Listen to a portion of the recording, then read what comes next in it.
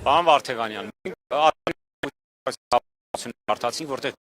հորդորում են այսպես Միքայել Աջափահյանին չթաքնվել Բեհարանում։ Հիմա եթե օրենքի տեսանկյունից խոսենք, ինչ հաջորդիվ ինչ սպասել։ Եկեք մի քանի շեշտադրում էլի հարգելի գործընկերներ,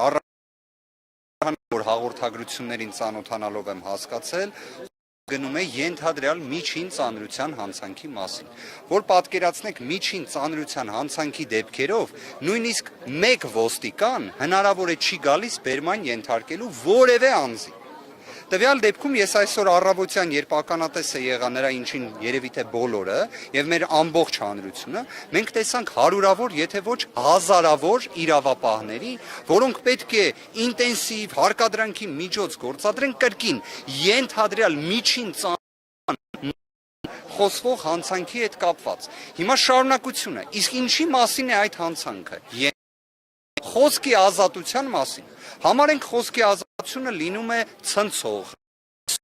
Եվրոպական դատարանի նախադեպային ողջ իրավունքը մեզ հուշում է, որ դա թույլատրելի է։ Այսինքն այստեղ մի ընտրություն կա։ Եթե ընտրում ես ժողովրդավարության ճանապարհը, ապա խոսքի ազատությունը, այսպես ասած, ամենակարևոր արժեքն է։ Եթե ընտրում ես բռնապետության ճանապարհը, ապա խոսքի ազատությունը, եթե իրացվում է սուր ձևով, պետք է երևի թե այսպես ականատեսը լինենք հազարավոր իրավապահների, այն էլ Բեհարանում, այն էլ երբ տվյալ դեպքում խոսում ենք սրբազան հոր մասին։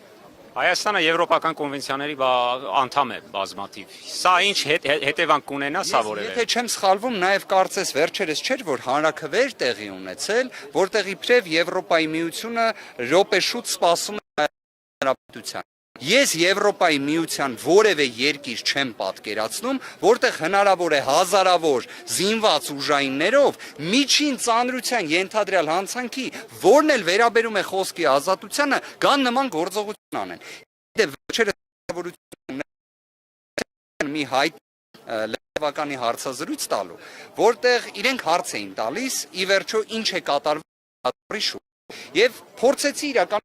ներկայացնել իրավիճակը, հասկացա, որ երևի թե պետք է անալոգիա անցկացնել։ Ասեցի, պատկերացրեք դուք ունեք ձեր նախագահին,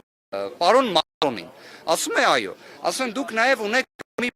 որպես կաթոլիկների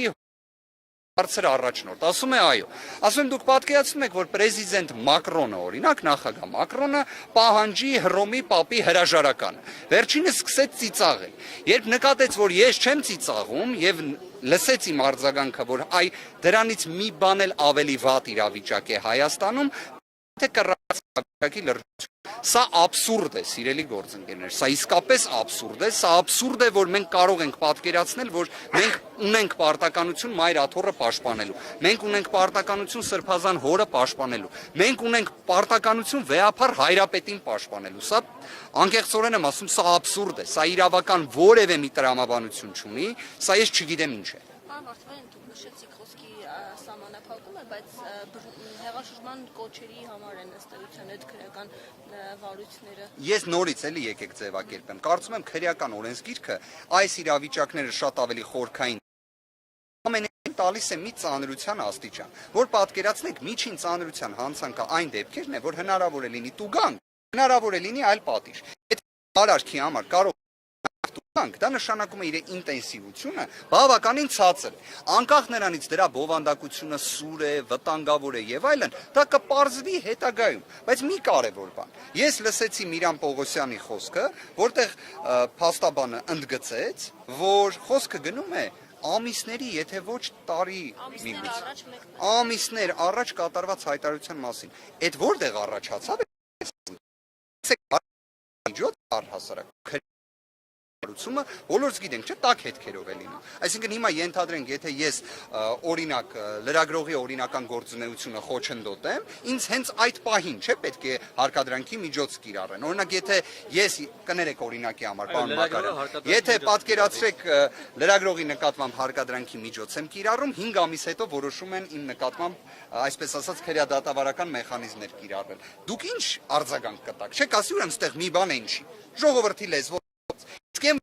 շատ բան է ինչի, դա կարծում եմ բոլորին է ակնհայտ։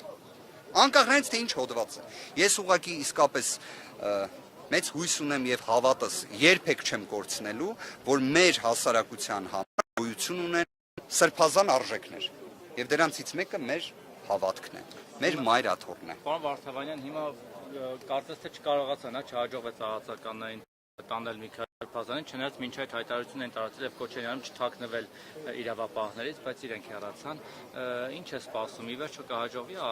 թե գնում են, այսինքն լիցքավորվեն, նոր թափ հավաքած կան նոր ուժերով։ Ես առաջինը, եթե թույլ տաք, իսկապես ուզում եմ չհավատալ, որ նման ձևակերպում է օգտագործվում պետական մարմնից Սրբազան հորասեին։ Ես իսկապես ուզում եմ չհավատալ դրան, դա առաջինը։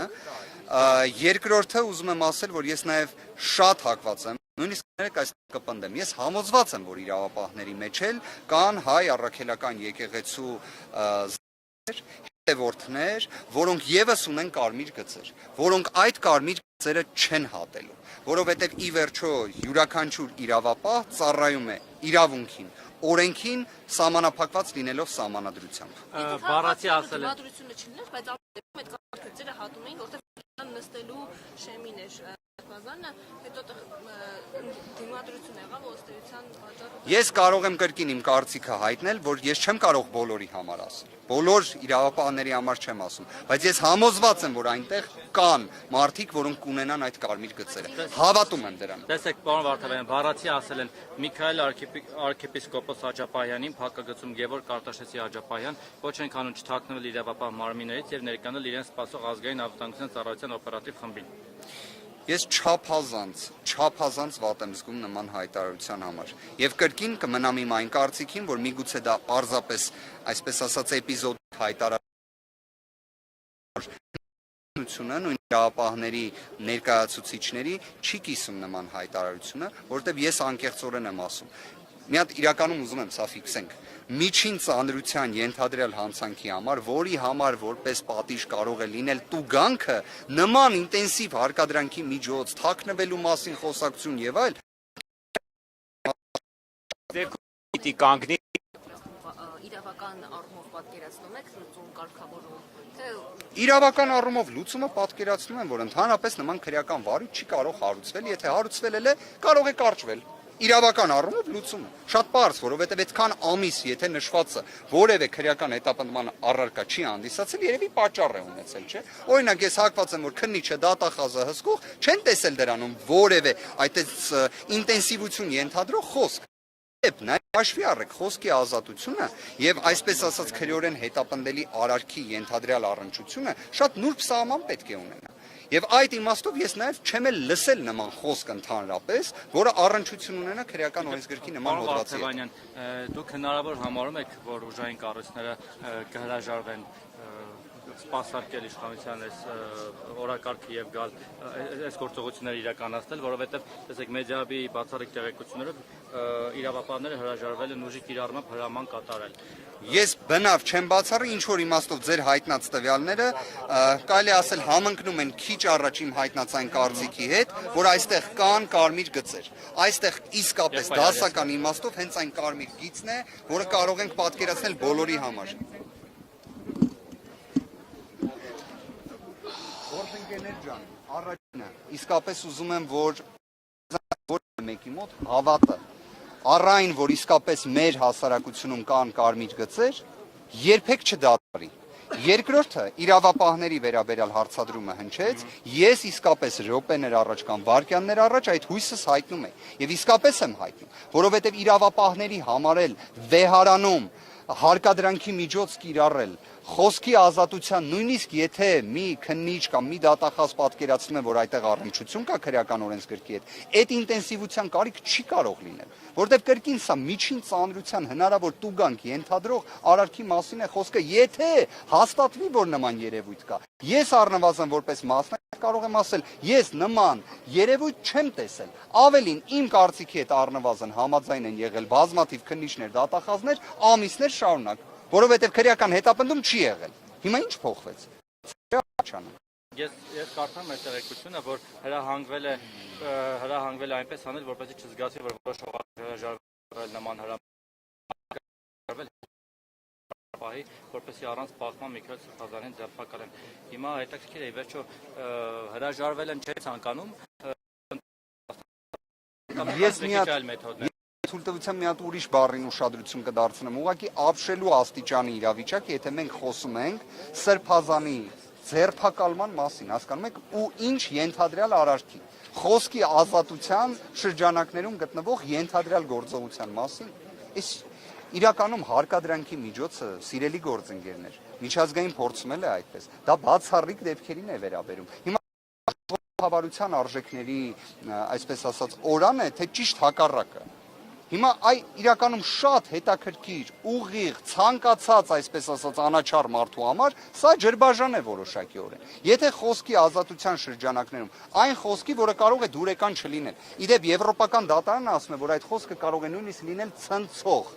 Իդեպ եզրույթն եմ օգտագործում, ցնցող աստիճանի խոսք։ Այդ պայմաններում միևնույն է, այն իրավաչափ է։ Ըստ եվրոպական դատարանի, հիմա այդ եվրոպական արժեքները դրել ենք մի կողմ, եթե դրել ենք մի կողմ, թող գոնե ուրեմն ուղիղ տենց ասեն, հասկանանք, որ օրենսդրությունն է գործում, ըստ դրա էլ մենք էլ մեր դիրքորոշումը կառուցենք։ Ձեզ շնորհակալություն, շատ համբերությամբ լսեք։